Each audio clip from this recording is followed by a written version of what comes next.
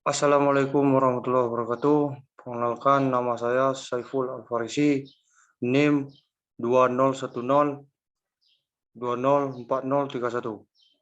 Di sini saya akan membahas materi tentang faktor pembatas. Oke, yang pertama, minum liebig pada keadaan yang kritis, bahan-bahan pendukung kehidupan suatu organisme yang tersedia dalam jumlah minimum bertindak sebagai faktor pembatas.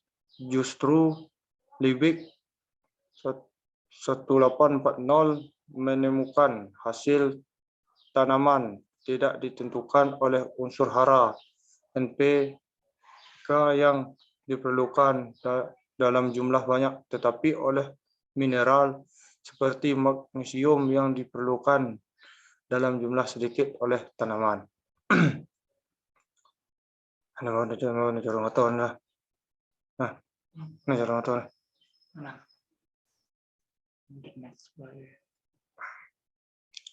Temuan ini dikenal sebagai hukum minimum Liebig.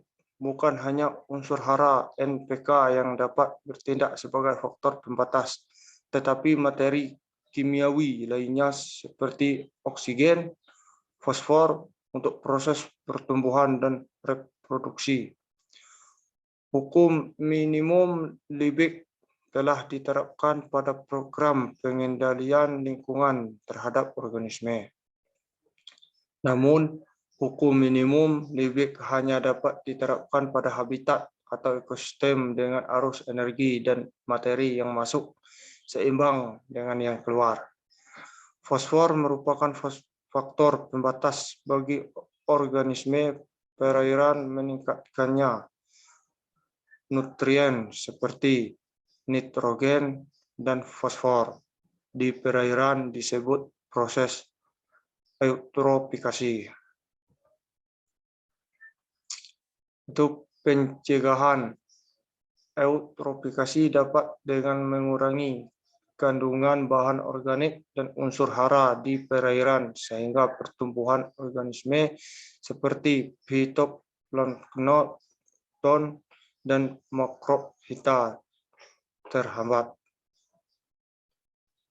Untuk hukum toleransi Selford. Kegagalan suatu organisme dalam mempertahankan hidupnya dapat ditentukan oleh kekurangan atau kelebihan kuantitatif dan kualitatif beberapa faktor yang mendekati batas toleransinya. Bukan hanya dalam jumlah sedikit atau rendah yang bersifat membatasi, tetapi juga dalam jumlah yang berlebihan atau tinggi. Kisaran minimum merupakan batas toleransi digambarkan sebagai hukum toleransi Selford 1913 dengan mengetahui kisaran toleransi suatu organisme dapat diketahui keberadaan dan penyebaran distribusi organisme tersebut. Itulah materi dapat saya jelaskan.